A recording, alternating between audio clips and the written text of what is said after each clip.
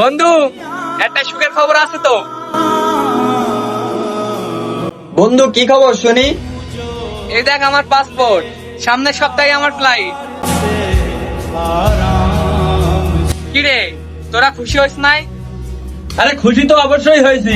এখন বিদেশ যাবি, অনেক অনেক টাকা কামাবি, তোর আর এখন পায় কেটা? তুই একেবারে ঠিক কথাই বলেছিস। বিদেশে যাচ্ছি তো টাকা কামানোর জন্য। টাকা চিনে ফেলাইছিস তাই না রে? টাকা চিনা লাগবে না, ভবিষ্যৎ করতে গেলে তো টাকাই লাগবে। দেখেছিস, ওই যে এখন আমাদের টাকা চালাচ্ছে।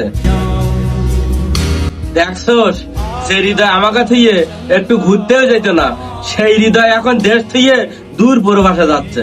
ওর দিকে তাকিয়ে দেখ, ও চোখে মুখে কোনো কষ্টের ছাপও নেই। থাকবে কেমনে?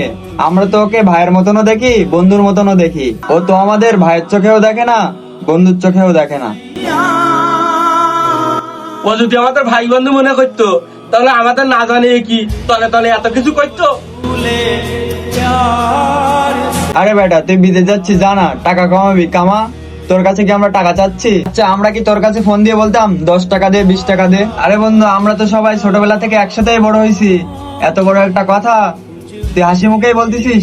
আমি তোদের চিনি না, তোরা এখন মুখে মুখে বলতেছিস চাবি না। আমি গেলেই তো তোরা চাবি। খবরটা দেওয়ার দরকার ছিল, তাই দিলাম। তোরা থাক, আমি গেলাম।